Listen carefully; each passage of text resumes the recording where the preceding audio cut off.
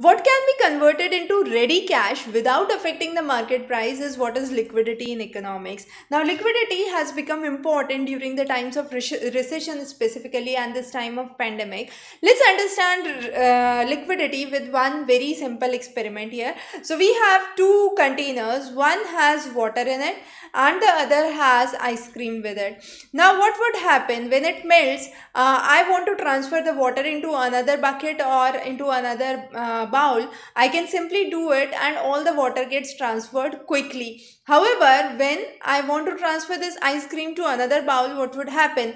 A little of it would remain onto the surface, it might melt, it could be a little sticky while moving.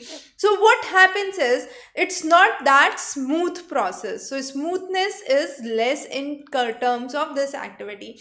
That means this is more liquid. It's not actually the liquidity, the liquid nature of the water in terms of science, but the idea is this is an easier process. So similarly, liquidity stands for the ease with which I can convert an asset, any tangible asset.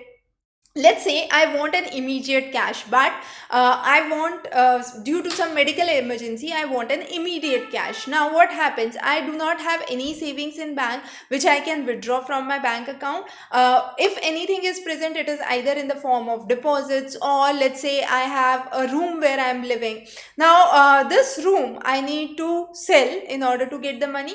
So is it a liquid asset? Obviously not, because I'll have to contact someone in the market, see what is the rate for that room, and see who would pay me that rate. Someone is willing to get that room at this point of time or not. So all these assets, which are the tangible assets, become non-liquid, we can say. So real estates, collectible, fine arts are good examples of non-liquid, or which cannot be easily converted into cash. On the other hand, quick cash would be an example of liquid asset. So there are two types of liquidity that we say. One is accounting liquidity, the other is market liquidity.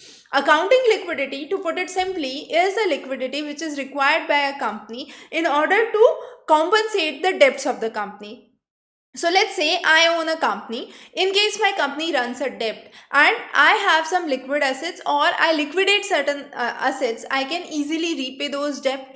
So accounting liquidity is specifically for an individual or a company. However, when I talk about market liquidity, this is for countries' stock exchange or countries' real estate market, the commodities which are bought and sold at a much more broader level, we can say, is what is market liquidity. Now we have talked so much about liquidity, but how do we measure liquidity? That's again interesting. So there are four ways through which we measure it. It is current ratio, acid test ratio's variation, which is another category, and the cash ratio. So let's first understand what is current ratio. Current ratio is nothing but current assets by current liability. Now what do I call as current asset or current liability? Current asset or current liabilities are those assets or liabilities which can be converted into cash within 1 year. So current is within 1 year. So current assets are the assets that I know I can dilute those within 1 year. So even if I have a fixed deposit, it would be 90 days, 80 days, 180 days, or something like that. So it is current assets by current liabilities, the current ratio, which is one of the measures of liquidity. The next is the quick ratio. It is also known as the acid test ratio. Now acid test ratio is much more strict. What does it actually involve? It involves cash or cash equivalent plus the short term investments plus the account receivable divided by the current liabilities, and that is what is the acid test ratio, which is strict. Now acid test ratio's variation is a little generous. How? This involves current assets.